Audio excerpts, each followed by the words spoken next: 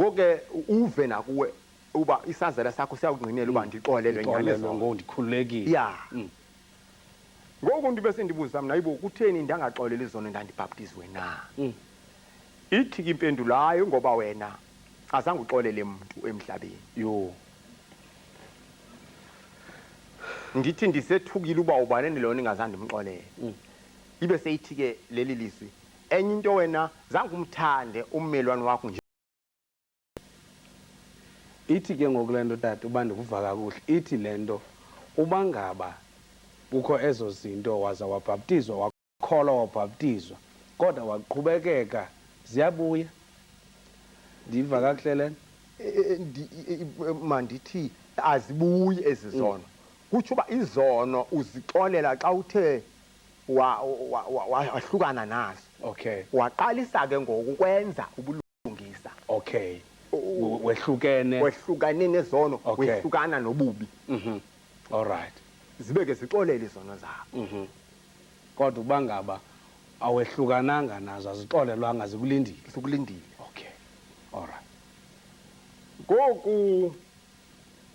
hayi ke ndithi nandizijonge ezi zono ndifike kunezono ezibini ezibalasele kakhulu ezi zono esinye ndandisenze ndineminyaka eli-9 esinye ndisenze ngoku sendinenkosikazi le okay uNonhlanhla igama layo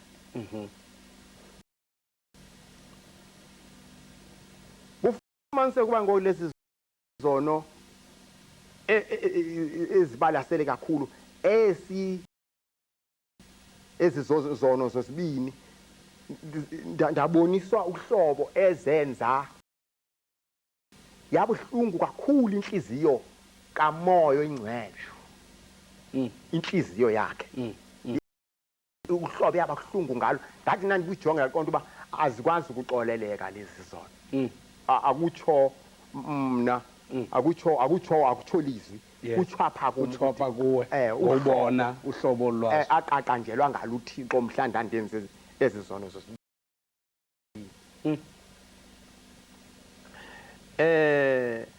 esesinye isono ndathi inkwenkwanyana nje ndalusile ndabona inkomo caca uba iye yathi ihambe ethafeni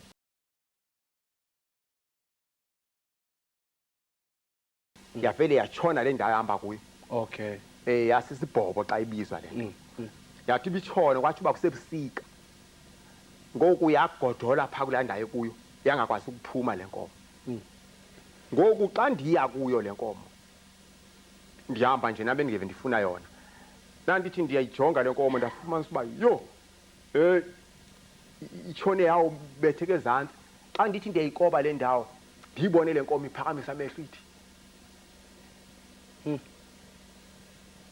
kube sokuthi apha entliziyweni yam baleka uyobiza abantu abadala izokhululwa le nkomo isindiswe kule ndawo kuyo ndithe sendiyicingile loo nto kwafika enye inhliziyo futhi ethi kum subisaye ekhaya qale le nkomo uyibulale uzobaleka ke ngokubiza abantu ke ngokwabadala ukuze nitye inyama injongo yokuyibulala kutya inyama all right ndabe sendicinga uba ndingayibulala ngantoni ngoba xa ndiyihlaba ngombese kuzawubona ube ihlatshiwe ndabe sendikhupha into okuthiwa sisiqhobosho esisipeleti esikhulu ya ndayihlaba le nkomo kanti le nkomo ndithe nandiyihlaba yeva ubuhlungu kanti ibihlelise ebuhlungwini kanti lo bubungcwele bobufikile kumbuthi mandibaleke ndiyobiza abantu uthi inkomo lena iye yaba nomthandazo ewenzayo kuThixo ukuthi Thixo nceda ndisindiswe kule ndawo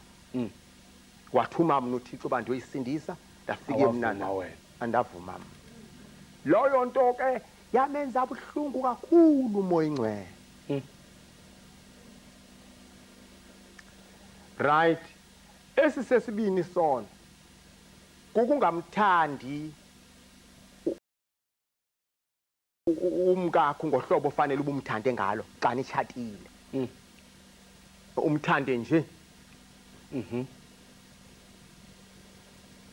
Kanti uhlobo kufanele ubumthande ngalo ndalufundiswa ke njengandila nje ngoku ndiyawuphinde ndimxelele ke andiye apho. Okay, Right. Xa ndisibone sisono esibi kakhulu uba athi uthi xa uze ekhaya umkakho angabi nalo igugu abe nexhala lokuba kuzingonyama kuzingonyama ngo awuzimyeni wam.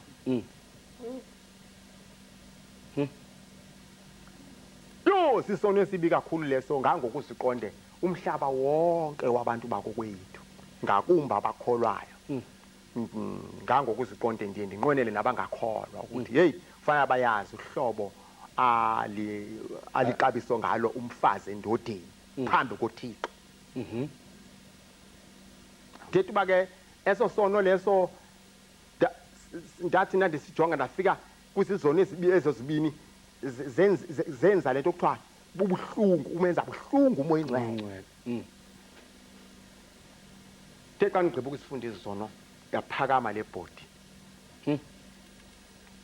ndabe uvule kumnyango ndadlula khona ndiba ke sendiye esihogweni ke mna. Ndangena nyani xa ndifika kule ndawo endafika kuyo ndafika kunetanki elikhulu apho elingathi lenziwe ngosamente elikhulu kakhulu. Kunabantu lapho bekhala lapho benyathelana ababantu bathi nabenyathelana ababantu befuna ukuphuma kwele tanki benza intaba bathi sebephezulu abaphezulu uphinde nawucinga ukunyathelana kwabo uthi ngahle aba bangaphansi uzawufika befile xa sokuwa aba hayi bavuke nabo bazame yabo indlela nabo baphinde banyathele aba bebengaphezulu. Kusetyenzwa loo nto ixesheni isetyenzwa loo nto ixesheni apho kunevumbi elibi kakhulu elithi xa lingena apha emlonyeni uhluthe uvuba liyipoison noba ungaphindela emhlabeni ngeke ubisaphila ngenxa yelo vumba. Kunempethu apho ezinkulu ezingangobhanana ezithi xa zimtsha umuntu zimtsha kunuke lapho uvena kunuka uqonda uba ndaba ndifike esihogweni kule ndawo ndayiqonda uba sisihogwe esi. Okay, bungatshongo umuntu. Ndithe nandicinga uba awu sisihogwe esi sendifikile ngoku aba bantu ke banesikhalo bathi yo Thixo ubungakuzikhulule thina kule ndawo thina singashumayela ubusuku nemini asinakufana nozulu lo bandikhomba ke mna ndingaphezulu pha. Noba bekhala kanjalo abeviwe balambile akho kutya banqaniwe akho mazi.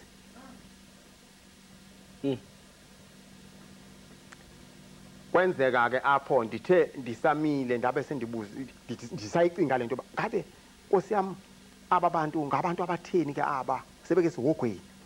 lithi ke ilizwi elindiphendulayo njengandiyicinga lento hayi aba bantu ngabantu aba ekuthiwa xa kushunyayelwe emhlabeni bathi batsho ngenkatshana kabaniyale nina bona babe beyale bethi hayi nisibeke nathi bazalwane siyeza betho bebhema behambe bebhema beyale abanye behambe bosela ithi ke ngokuba kufa imiphefumulo yabo ize kweli tanki ize pha kwela tanki ya bakhalela ixesha abalimoshileyo ngebeshumayele yiyo le nto bezidibanisa naba ngesawushumayela ubusuku nemini ngeke sifane nosuku ya bathi bona uba bangake bakhulule kule ndawo soze bafane nam bona bangashumayela ubusuku nemini. No ngabe sendiqonda uba yo kanti kubi kangaka umuntu nayengazange alamukele ilizwi likaThixo. Hayi ke ndadluliswa nam apha ndasuka ngaphansi kweli tanki pho ndingangenanga ngapha kulo ndadluliswa ngapha kucala ndatshoniswa ngale kwalo. Ndathi uba nditshoniswe ngapha kwalo ndaye ndawufika ndithi ke mna sendifikile esihogweni ndandibona aba bantu beli tanki kuba ndive ivumba lakhona kanti andikakafiki ndathi uba nditshonise ngaloku etanki ndafika apho ndadibana khona uyehla na uya esihogweni mandithi nangona ndingazi intoba kungaphantsi kwantoni kodwa kuloo ndawo kuyehlikwa kona xa ujonge le ndawo ukuyo neli tanki ke okay ndawutshona ezantsi ndithe ndanditshona apho kuloo zantsi ndadibana nomlilo owawunandiwulinganisa ngokuwucingela ingathi umlilo obaswe apha egcuwa mna ndisemthatha ngoku lo mlilo ukuya kwawo phaa kule ndawo endikuyo ingathi uphetshethwa ngumoya okay ilangabe lilakhona ngathi lilele kanje leli langabe uthi nawufika kule ndawo lifike likwamukele yo lithi leli langabe linemibala esibhozo lilangabe ingathi lento zokweldela okanye kube ngathi kutshiswe itayari letractor ezezinkulu latshiswa ngomlilo omkhulu ovutha kakukhulu ngoku seliyepheleni okay ufike linamabala ngathi alihlaza blue kwamnyama kwathini yabovu linjalo lilangabe lithi xa lifike lilangabe apha kuwe likutshisa inyama lena isikakhulu andizange ndive buhlungu bokutsha kwayo kuphela lilimaza xa uphefumula uthi na uphefumula uthi akho ndawo akho mphefumulo omnye uphefumulayo ngaphandle kwalo mlilo xa uphefumula lo mlilo awuvele ungena apha kuwe ungena ukutshise ngomphefumulo omnye ukutshisa ingathi unewaka leminyaka kulaa ndawo iwaka ubuhlungu bawo andikwazi ukulinganisa andikwazi ukulinganisa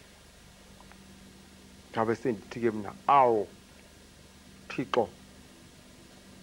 kungani uba nditshe kangaka mna bendikholwa isililo sami sokuqala eso lathi